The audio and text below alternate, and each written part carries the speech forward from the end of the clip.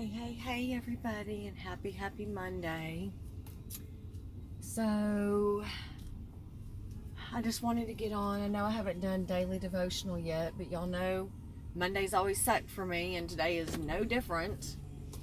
Of course, I haven't even bothered to get in my car and drive it today, and I'm probably not going to because it always goes wrong on a Monday, but I got a call from MD Anderson this morning, and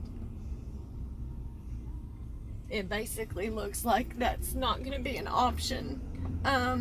If I could afford the hotel and the lodging, then yeah, it's great. They're willing to treat me.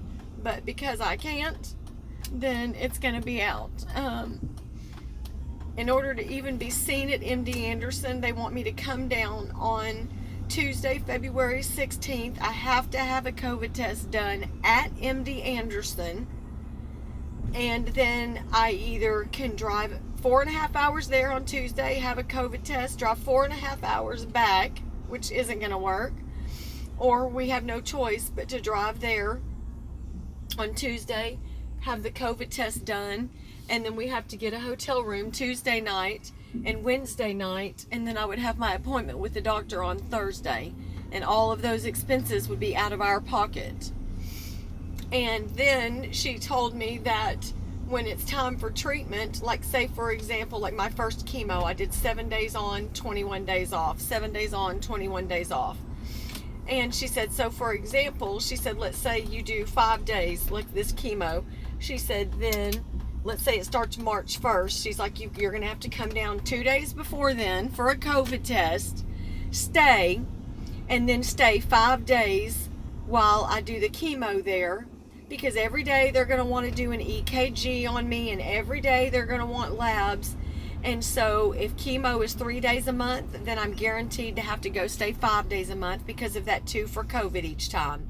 If my chemo is 5 days a month, then I'm guaranteed that I have to go find lodging for 7 days a month.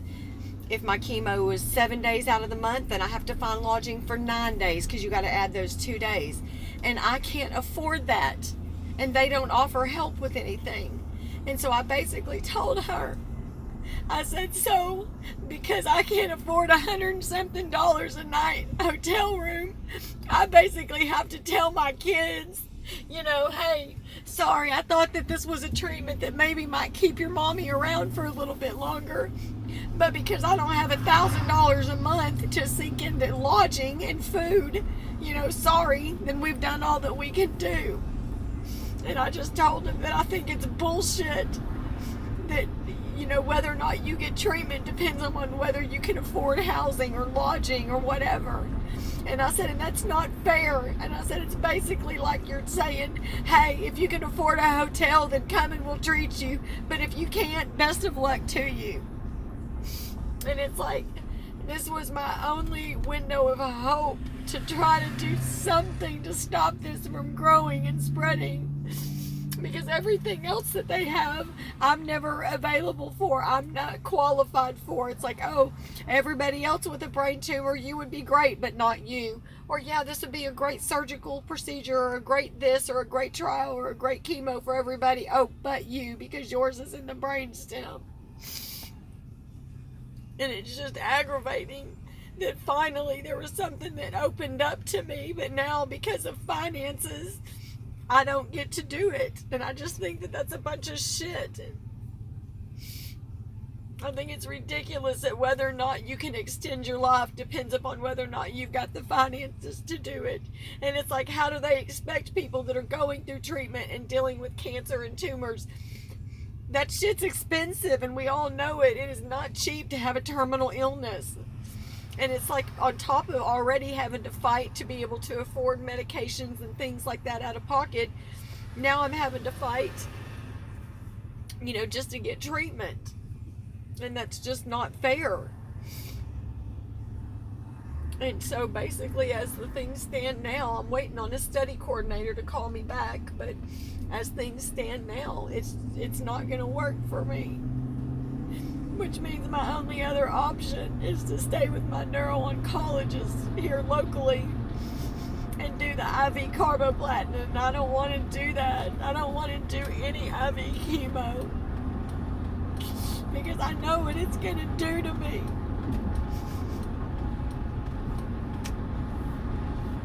And it's like this was my one chance for hope. This is supposed to be a new chemo, a trial chemo, an oral chemo that supposedly has half of the side effects that my regular chemo did. It's not supposed to make me anything as sick as my regular chemo did. And it's like, and for once I thought finally something.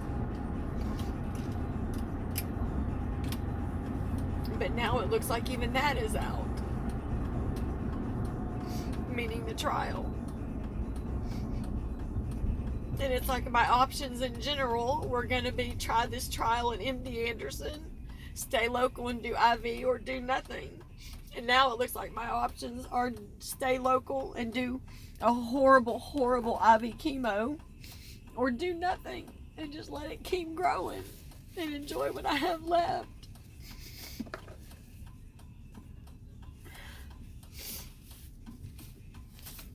And I know that I said before that I would never, ever, ever, ever do chemo again, no matter what. And that I'm just going to enjoy whatever I do have left. But like I said, it's different when death is actually knocking on your door. You know? But now I may not have a choice. That may just be my only option.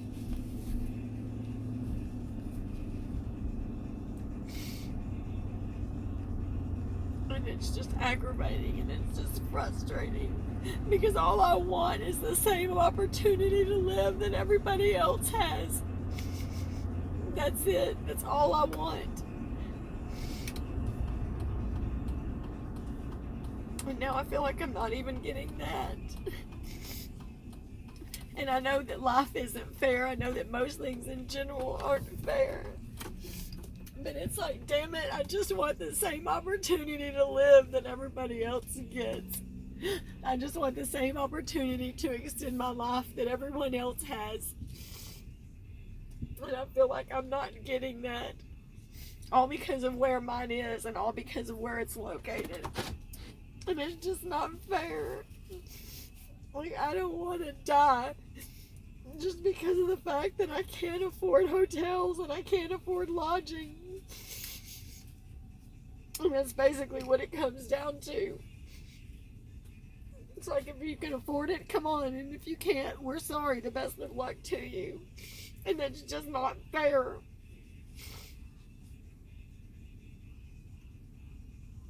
So I don't know. So I've got to call into my neuro-oncologist. And I'm also waiting for Miss Karen, one of my brain tumor support ladies. She kind of runs our group, and like her husband has had to go to MD Anderson numerous times for treatment. And I know that they're not made of money, so I want to talk to her and maybe see if she can help me figure out like places we could stay, or you know, if there's churches or anything.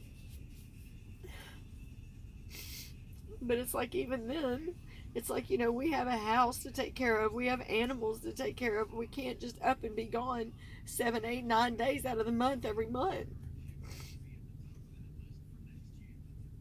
And not only that, but it's like just traveling and doing stuff like that is so hard on me.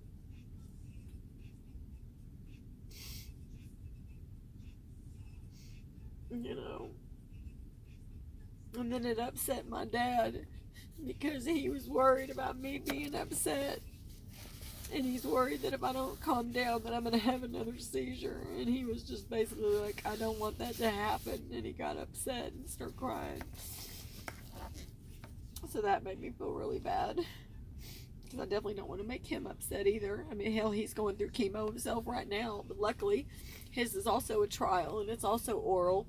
But his is working. Like I said, it brought his PSA from 47 down to 19.9. His PSA went from like literally 14 to like 47, almost damn near overnight. But this new drug is working, so. But anyway, so I don't know. But Well, I'm going to run in. I'm at the tax assessor's office, the courthouse. I've got to run in and renew my tags on my car and change my address and all that stuff. So I'm going to do that right now. And then I'll keep y'all posted and I'll be back, guys. But I love you. Bye.